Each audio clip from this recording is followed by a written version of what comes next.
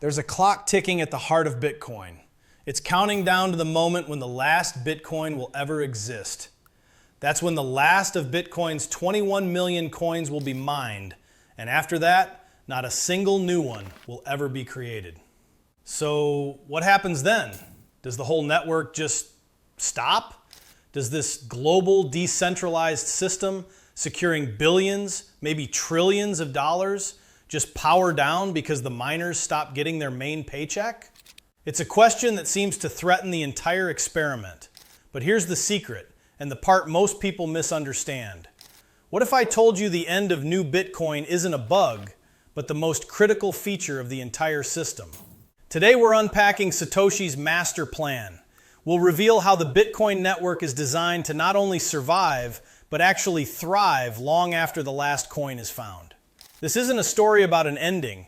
It's a story about a brilliant, planned evolution. To figure out where we're going, we have to understand how it all started. Picture this. It's 2008. The global financial system is on fire. In the middle of that chaos, a mysterious creator known only as Satoshi Nakamoto publishes the Bitcoin white paper. It was a radical response to a system where central banks could print endless money, quietly devaluing the savings of regular people. Satoshi's vision was for a new kind of money, one with a built-in promise: we will never make more. This is where that magic number, 21 million, comes from. People have theories, but the why isn't as important as the what. By hard-coding a finite supply, Satoshi created the world's first truly scarce digital object. It gave birth to the whole idea of digital gold. Just like gold, you can't just wish more of it into existence. It has to be mined. But Bitcoin mining doesn't involve pickaxes. It's a hyper-competitive global race where powerful computers try to solve a complex math puzzle every 10 minutes or so. The winner gets to add the next block of transactions to the blockchain, Bitcoin's permanent public ledger. By doing this, they validate everyone's transactions and, more importantly, secure the entire network from attacks. For doing all this critical work, miners get a reward. And this is key. The reward is made of two different parts. The first is the block subsidy, which is a chunk of brand new, freshly created Bitcoin. The second part is the collection of transaction fees, small amounts people pay to get their transactions included in a block. For most of Bitcoin's life, that block subsidy has been the main event. It's the big prize that convinced thousands of miners to plug in, burn electricity, and join this worldwide competition. But here's where Bitcoin gets really clever, because that subsidy was designed with a built-in self-destruct sequence. And understanding this is the key to Satoshi's whole plan. That countdown has a name: the halving. It's arguably one of the most ingenious parts of Bitcoin's design. Written directly into the code, the halving ensures that every 210,000 blocks, which is roughly every 4 years, the block subsidy paid to miners gets cut in half. It's like a global digital paycheck that gets predictably slashed by 50% on a schedule that no person or government can ever change. When Bitcoin first started, miners got a huge 50 BTC for every block. Then, in 2012, the first halving dropped it to 25 BTC. In 2016, it was cut to 12.5. In 2020, it fell to 6.25. After the most recent halving in April 2024, the reward is now just 3.125 BTC per block. This will continue like clockwork. The reward will drop to around 1.56 BTC in 2028, then to less than 1 BTC, and so on. Each halving makes the flow of new Bitcoin smaller and smaller, making each new coin harder to get than the last. As of early 2026, about 95% of all the Bitcoin that will ever exist has already been mined. The last million or so coins will be slowly released over the next 100 plus years. This relentless shrinking is how we get closer and closer to that 21 million coin limit. Eventually, around the year 2140, the reward will have been halved so many times that it will be worth less than a single Satoshi, the smallest fraction of a Bitcoin. At that point, the issuance of new Bitcoin effectively stops forever. This isn't a flaw, it's the entire point. But this is where the big question comes in. For years, critics have pointed to the shrinking reward as Bitcoin's fatal flaw. They ask, when the reward gets too small or just disappears, why would anyone keep mining? It seems like the network's security would just evaporate.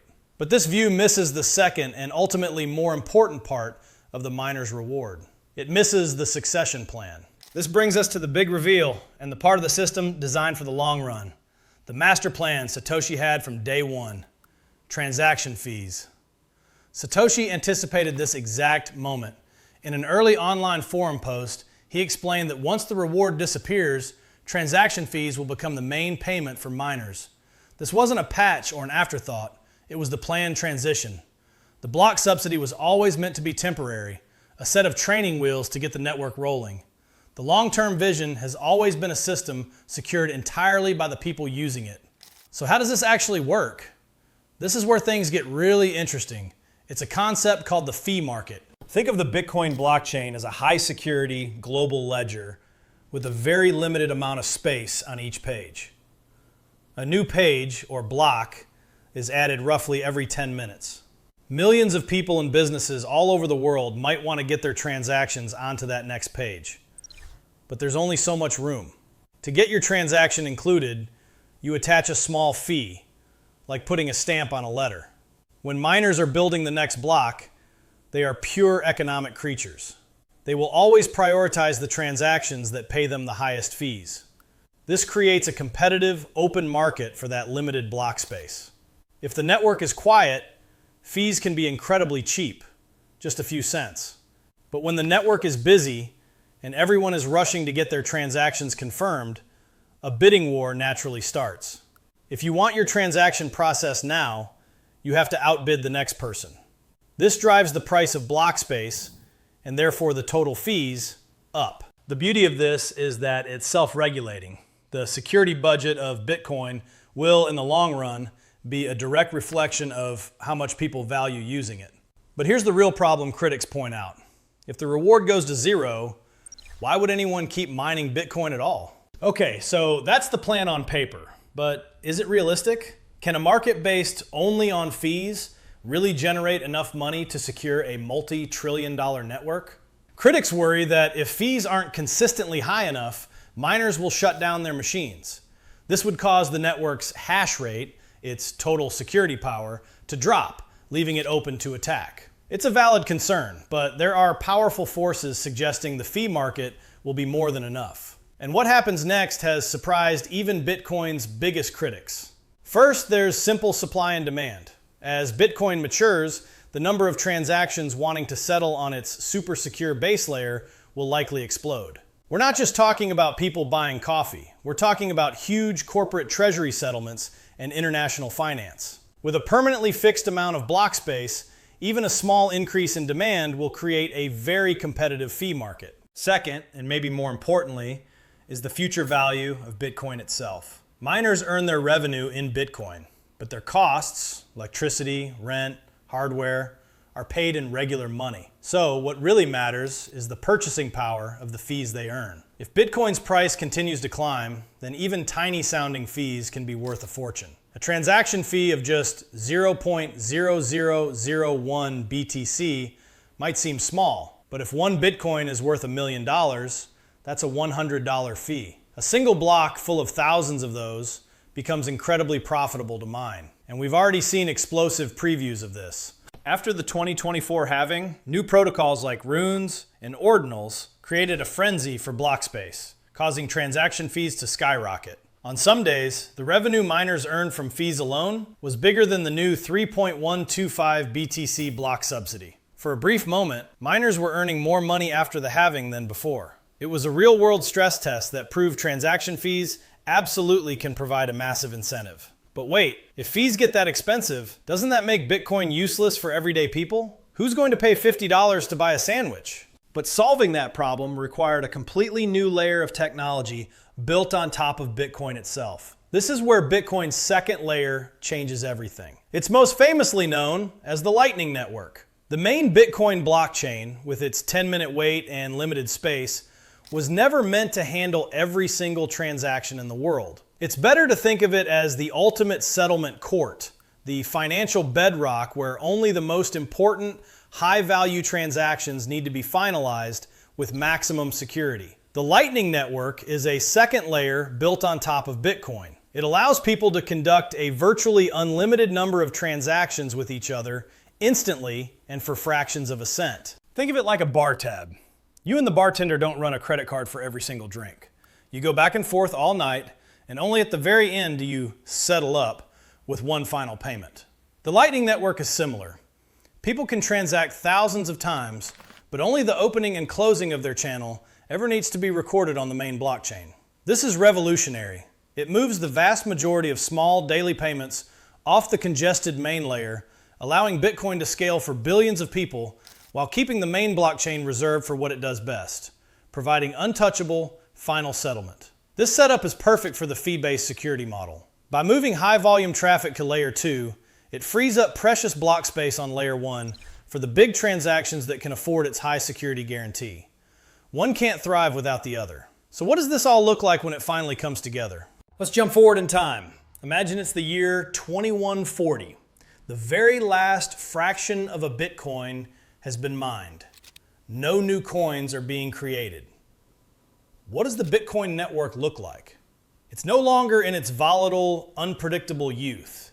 It has fully matured. It's a stable monetary network operating exactly as intended. Mining rigs are still humming all over the world, not in a frantic race for a subsidy, but in a professional market to collect transaction fees. The total revenue from these fees provides a powerful and permanent security budget, keeping the ledger safe. The end of new Bitcoin doesn't make it obsolete, any more than the end of the California gold rush made gold worthless. In fact, it's the final fulfillment of its core promise: absolute, undeniable scarcity. When the supply is officially capped, Bitcoin will go from being a disinflationary asset to a truly non-inflationary one. Its value will be a pure reflection of global demand. The network will be a two-tiered system. On the Lightning Network, billions of people will transact instantly for their daily needs. Meanwhile, the base layer, the main blockchain, will serve as the global economy's ultimate arbiter of truth for large-scale value transfer, all secured by a healthy fee market. The end of the block subsidy isn't the death of Bitcoin. It's graduation day. It's the moment it finally becomes the self-sustaining financial machine it was always meant to be. This journey from a mysterious white paper to a self-sustaining global ledger is one of the most incredible stories in modern tech. If this deep dive into Satoshi's master plan helped clarify Bitcoin's long-term vision for you, do us a favor and hit that like button. And make sure you subscribe and turn on notifications so you don't miss our next exploration into the future of finance. We read every single comment and we'd love to hear your take. So what happens when the last Bitcoin is mined? The simple answer is exactly what was supposed to happen. The network doesn't stop, it evolves. The temporary training wheels of the block subsidy come off, and the powerful engine of the transaction fee market takes over completely. This isn't a cliff Bitcoin is destined to fall off. It's a planned transition into a mature, sustainable state. The end of new Bitcoin marks the beginning of its life as a truly finished, perfectly scarce monetary asset. The system was built for the long run. But here's a final thought. The last Bitcoin won't be mined for over a century. The real story isn't about that one day in 2140. The real story is how the entire financial system will adapt to a form of money that can never be printed again. What do you think will be the biggest change we see first?